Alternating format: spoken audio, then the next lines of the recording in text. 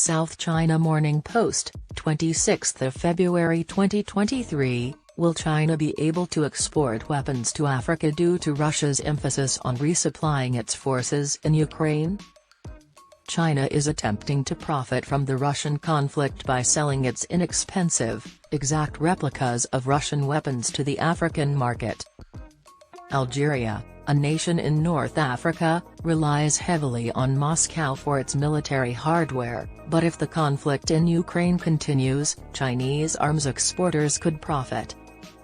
Algeria and many other African nations that purchase most of their arms from Russia may be forced to seek alternative suppliers as the conflict enters its second year and Russia prioritizes its frontline military needs over exports.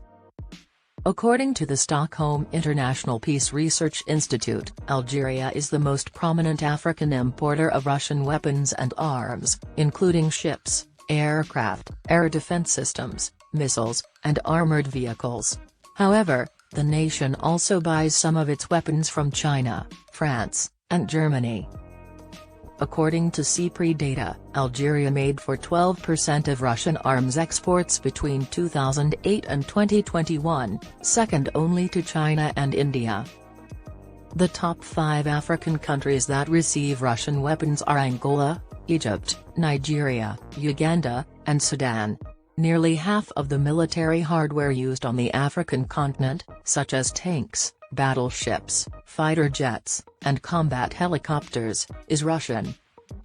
Algeria, Egypt, Morocco, Nigeria, Cameroon, and Tanzania were China's leading arms customers in Africa during that time. China sells everything to African nations, including drones and armored vehicles. Still, observers claim that China is building a name for itself in producing small arms and light weapons like the Type 56 assault rifle, a near-exact replica of the AK-47. Analysts claimed that because Russian military hardware was so prevalent in Africa, sanctions against Russia would negatively affect the ability of African nations to maintain and fix equipment, which would likely create opportunities for Chinese exports. Last year, media sources claimed Algeria and China were in negotiations to purchase SY-400 ballistic missile systems. It has purchased military hardware from China in the past 10 years, including Type 07 and WZ-502G armored personnel carriers, SR-5 multiple launch missile systems, and Plaza 45 plus 155mm self-propelled howitzers. According to statistics from CPRI, according to Jason Lee, a research associate with the East Asia program at the Washington-based think tank the Stimson Center, Russia dominated arms sales to Africa from 2017 to 2021 with a 44% market share, followed by the United States with 17% and China with 10%.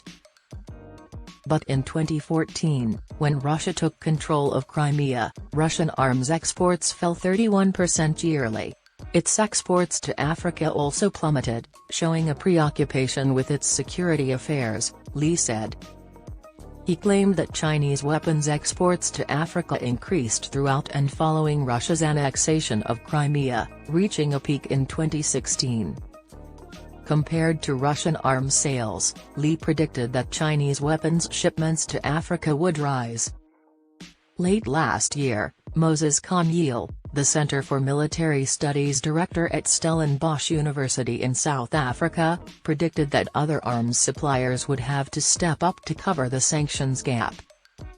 He claimed that between 2016 and 2020, China, the United States, France, Germany, and Russia accounted for 76% of all global weapons exports.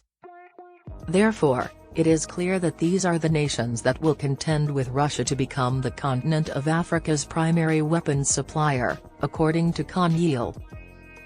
He predicted that China would benefit greatly because it had already imported 13% of all the weapons used in Africa.